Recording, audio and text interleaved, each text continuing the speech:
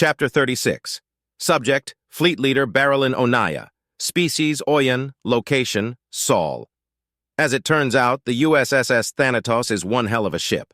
I'm not normally one to avoid taking part in the fighting, but Admiral Heckett had finally worn me down, and I accepted his invitation to join him. He made several good points, such as it being easier to coordinate if we were within earshot of one another. He'd also said that the food aboard the Thanatos was great, not that that was necessarily a factor in my decision. Once aboard, I had opted to take a tour and had struggled to keep my beak from gaping when I was shown the docks. Rooms that were unbelievably massive, with the sole purpose of holding entire frigates. The Omni Union also has these carrier ships, but the Republic phased them out of production over 3 centuries ago. They cost a lot of resources, and since our ships weren't exactly getting damaged very often at the time, it had made sense financially. The Thanatos was a whole different breed of ship, though. It was absolutely massive, and somehow it was sparkling clean. I love the Noel Baranil with all my heart, but if I were offered the command of a ship like this, I'd take it in a heartbeat, especially if it came with the technology to keep it this clean.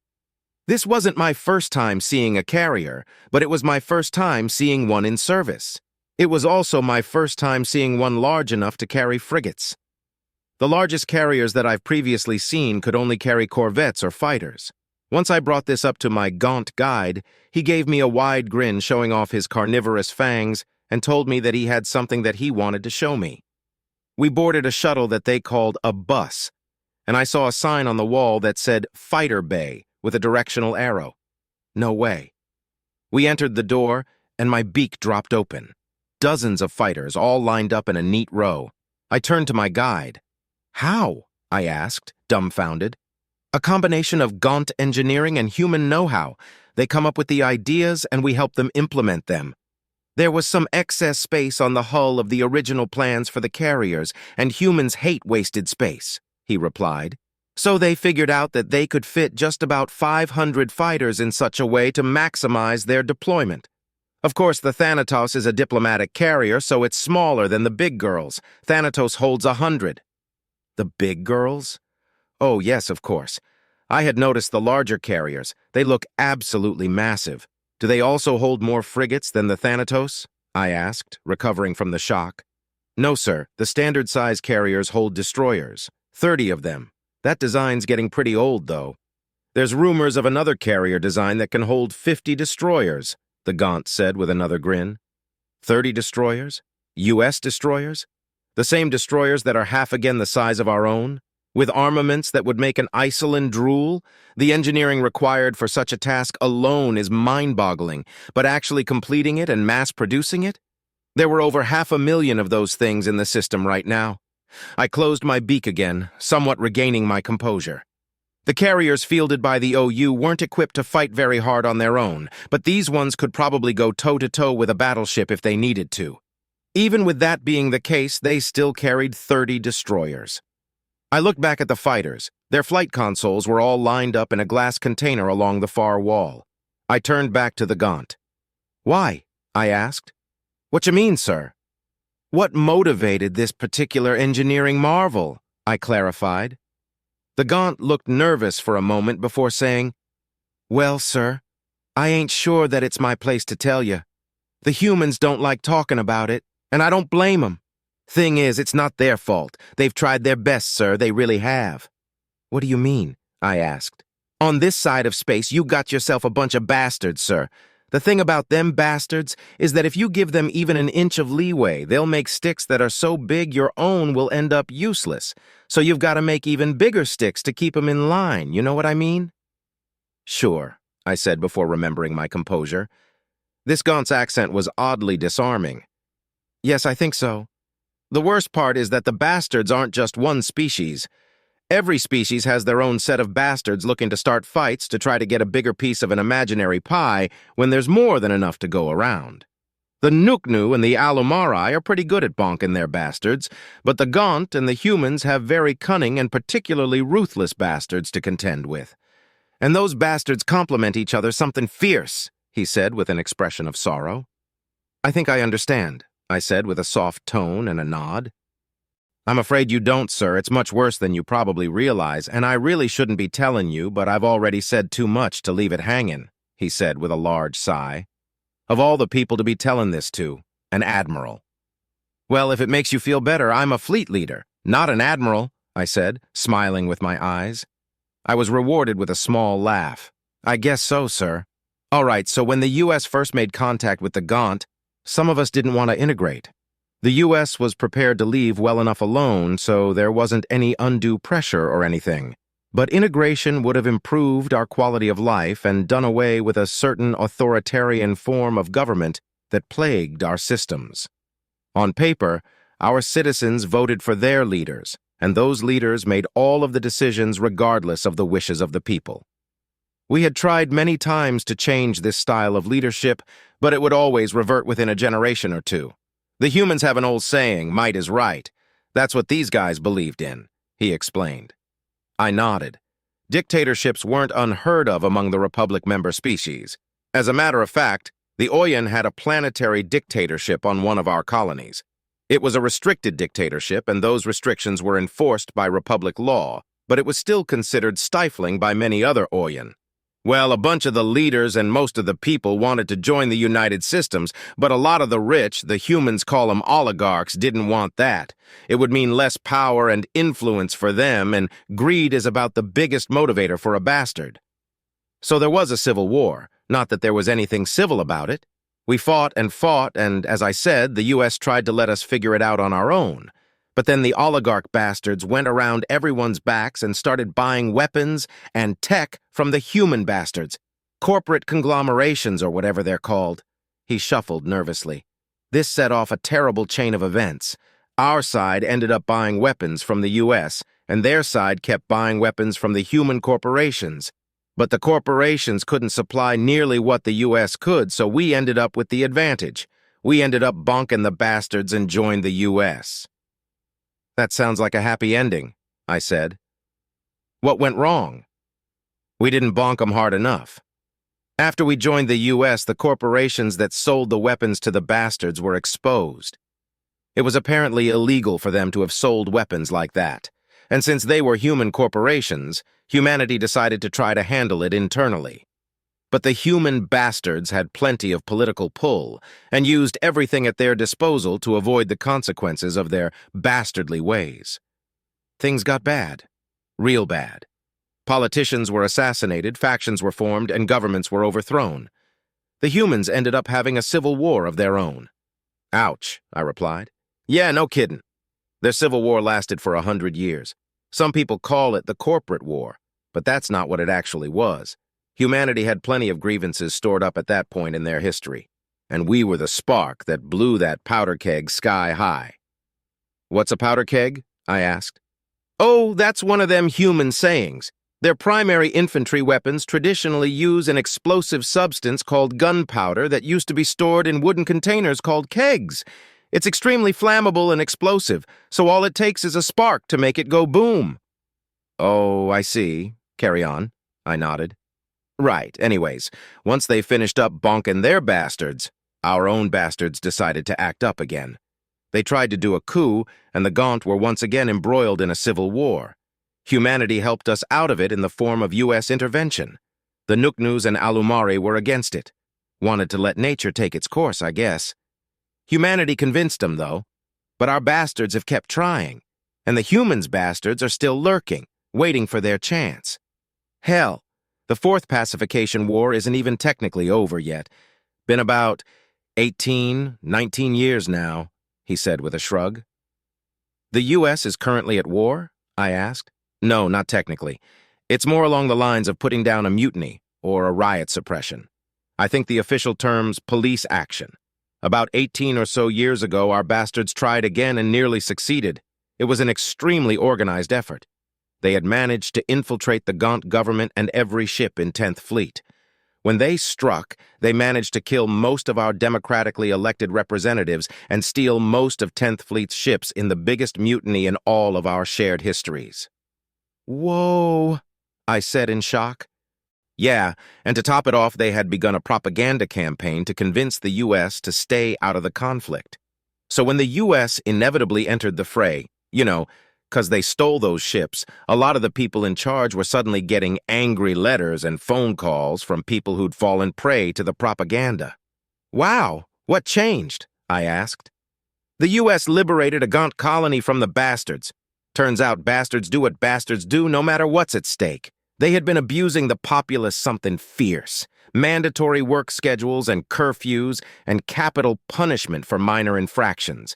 Pretty much turned the populace into slaves and killed anyone who tried to argue with them. Once the news broke, their support dried up right quick. Then it was just a matter of killing them as the opportunity arose. But the humans really stepped up to bat for us. If it weren't for them, we'd all have ended up living like those poor bastards on that colony, and it was mostly the humans who laid down their lives, too. We owe them a lot. Yeah, I can imagine. You say killing them? What about prisoners? I asked, dreading the answer at this point. Oh, sure, there's a few of them, but it's kind of a gaunt thing to not be taken alive. Warrior culture and all that. Personally, I prefer the engineering focus of our culture, but if my back was to the wall, I'd rather give my life for something I believe in by taking a few of the bastards with me, you know? I'm sure they probably feel the same way, he said with a shrug. I sighed with relief. Rules of war are important, but the rules regarding police action are a moral imperative. You can tell a lot about a culture by how they handle their police actions. Still, it's not surprising that this was left out of the briefing. One thing was still bothering me, though. You said the human bastards are still lurking. What did you mean? I asked carefully. Well, most human systems pretty much worship the free market. I don't blame them. The thought of being told that you can't buy or sell something that people want to buy is infuriating.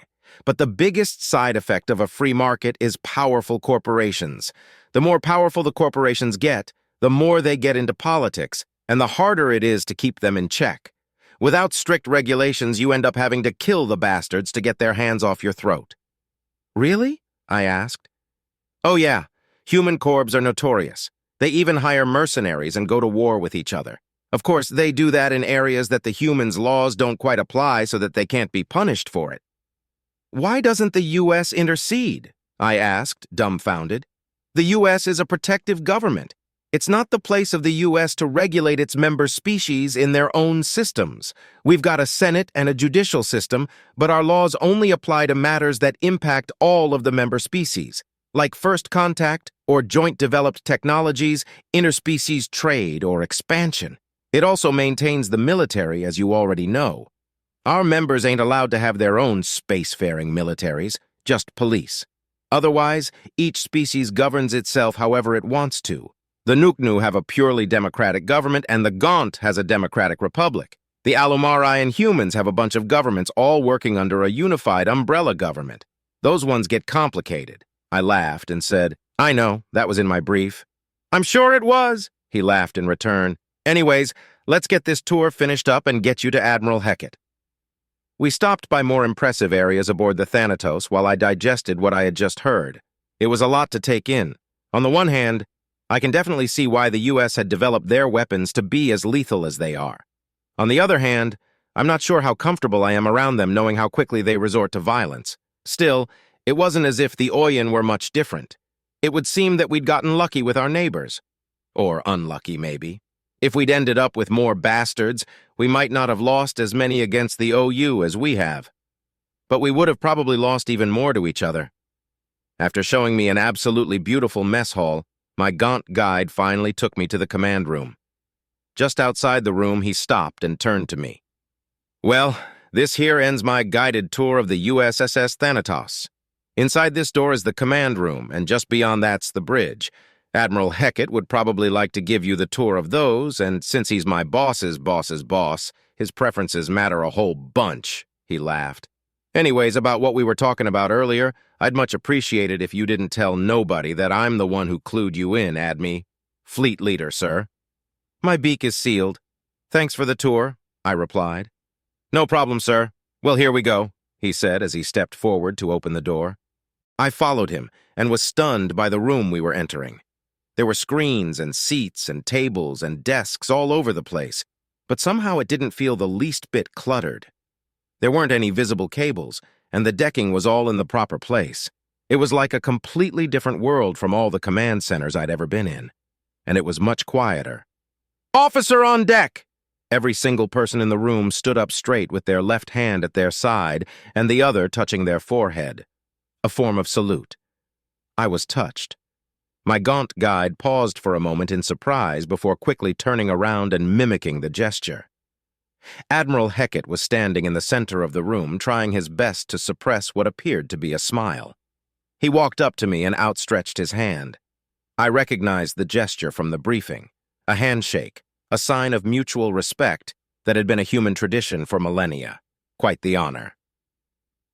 As I took his hand, he said, "It's a pleasure to meet you, Fleet Leader Onaya. I am Admiral Hecat. Welcome aboard the USS Thanatos." After we shook hands, he grinned and whispered, "You're supposed to say 'at ease' to get them to stop." "Oh, at ease," I replied. Everyone went back to their tasks, noticeably louder this time. From behind the Admiral, I saw a screen portraying the hallway I had just been in. "Ah, I see. Theatrics." I looked back at the Admiral, now knowing that this man was cut from the same cloth as I. Admiral Hecat turned to my gaunt guide and said, "That will be all, Ensign Plinus." "Yes, Admiral. Sir." The gaunt replied with a salute and a shocked expression. It was good to finally know his name.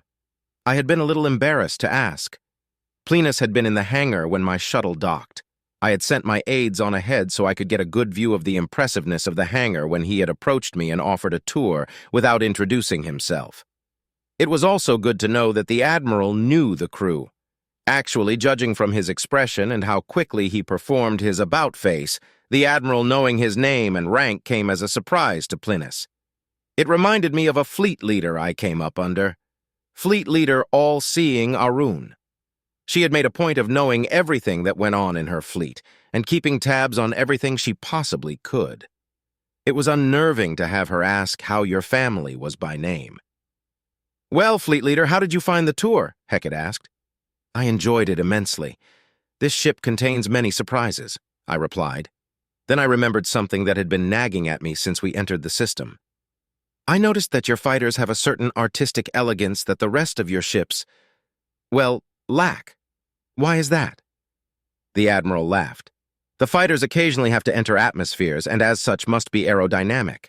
The warships don't have to, and as such are designed with function rather than form in mind. Actually, fun fact, the reason that our carriers are as bulbous as they are is because the first one ever made was carved from an asteroid." "Really?" I asked. "Our first battleship was carved from one as well." "Yes.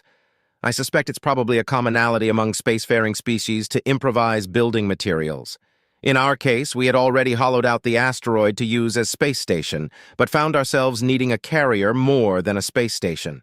A few modifications and the human spaceship Aurora was finished and able to carry 8 destroyers. Saved us a ton on FTLD fuel." "I bet," I replied. The Admiral nodded before continuing. "The HSS Aurora was retired when the United Systems was officially founded. It was summarily decommissioned and now serves as a museum for the First Contact Wars. We've since, obviously, improved upon the original design and no longer use improvised materials." "Indeed. So why do the battleships look like sticks? Did you manage to find an overly large tree and get it into space?" I asked. Hecat laughed. "No. The battleships are almost entirely hardpoints. The first modern U.S. battleship created was the USSS Hingra, which is Spear of Justice in common Alumari. It was intended to be a fleet killer, and for quite a while it was. But war escalates, and after 36 years of hard service, the Hingra was lost with all hands in the First Battle of Saul." "Your Civil War?" I asked. "Yes, one of them." Hecat laughed again, but with a grimness this time. "You've had more than one?" I asked, shocked. "Oh, humanity has been having civil wars since we first picked up sticks. We've only had 2 that the United Systems military was obliged to intervene in, though. I believe you were briefed on the second one. The first one only lasted 18 days, and that's the one that we lost the Hingra in." I licked the upper innards of my beak. As a person, I was shocked to hear the human speak of his bloody history so casually. But as a fleet leader, I was able to appreciate the candor and detached approach. We have warrior species in the Republic, but the humans didn't really look the part. Well, until they smiled wide and showed their teeth. I am sad to hear that your history has been riddled with strife, Admiral, but I am grateful to be fighting the Omni-Union beside those as experienced in warfare as yourselves. It fills me with confidence that we'll be able to finally put an end to this mechanical threat once and for all. The Admiral smiled wide. We will, one way or another. Speaking of which, we have officially launched the invasion. Really? I asked. What did you send? 6 fleets, so 30 million ships, and the Dreadnought, he replied. Ah, so your fleets really are 5 million ships each. And sorry, what is a Dreadnought? I asked.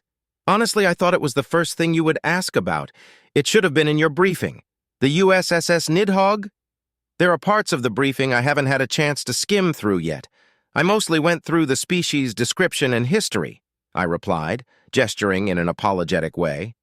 Understandable. I haven't been able to read the briefing supplied by the Republic at all, he said with a laugh.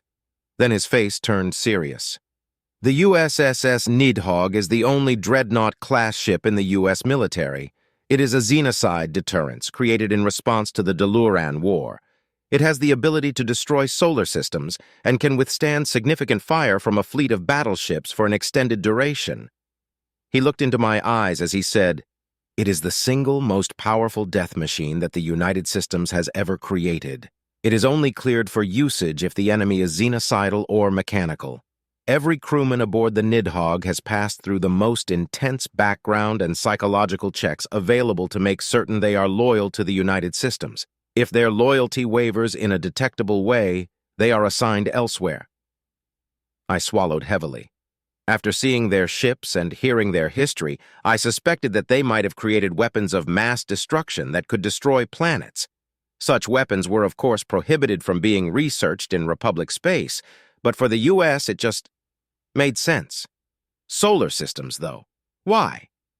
Insanity, sheer and utter craziness. Although, I could see it as a xenocide deterrence. The Republic hadn't had an actual xenocidal incident among our member species and hadn't realized that that was what was happening with the OU. I suppose if we had, we would have come up with something similar as a deterrence. Or tried to. I see, was all I could say. From officer to officer, I'm ashamed of the Nidhogg, Hackett said as he looked away. It shows that we're willing to throw away our morals and honor for the sake of survival. I had hoped that it would never be used. Still, I'm glad that it's machines that we might be using it against instead of organics. I see how it is, sir, a voice came from a nearby intercom. Non-sentient machines, I mean, Hackett corrected himself with a smile. Fleet leader, meet Tim, a human-created AI. Ah, this was more familiar territory. I had already received my shock when I read the reports of the human-made AI.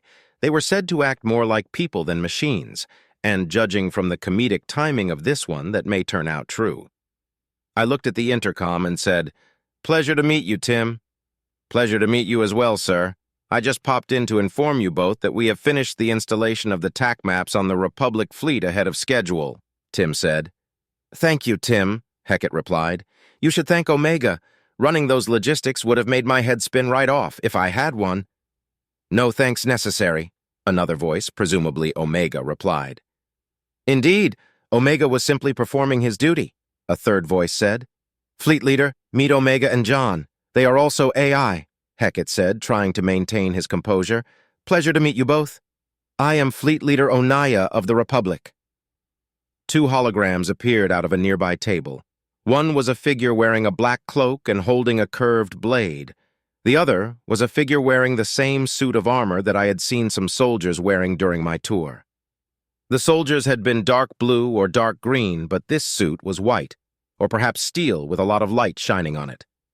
"Judging from your reaction, you've already been briefed on us," the cloaked figure said with Omega's voice. "Good. Of course he's been briefed, Omega. Blindsiding a captain is unprofessional, but blindsiding an admiral is downright insubordinate," the other avatar said, John by process of elimination. "It wasn't unprofessional, John. We simply didn't have the time to brief Yulina on our existence before we had to debrief him. Our reactions afterward were the unprofessional part." Tim's voice said with a chuckle. I looked around for Tim's avatar to no avail. My eyes met Hecat's, and he shook his head as if he knew what I was looking for.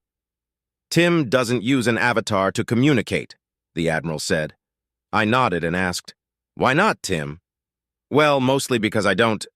Oh, sorry. It looks like the explanation will have to wait, came the reply. Enemies inbound. Big group of them, John said. We've begun patching FTLDs, but not all of them will be done by the time they enter the system, Omega added. Understood, Hecat replied. Well, Fleet Leader, looks like it's our time to shine. I joined him at larger-than-normal table that displayed a TAC map. The U.S. fleets were shown in blue, the Republic's were in green. I tapped part of the table and an interface popped up. I keyed in a communication frequency and the ID for my comms implant as I watched Hecat do the same. From here, we would be able to give orders to our fleets. Well, Admiral, I said, let's defend your system.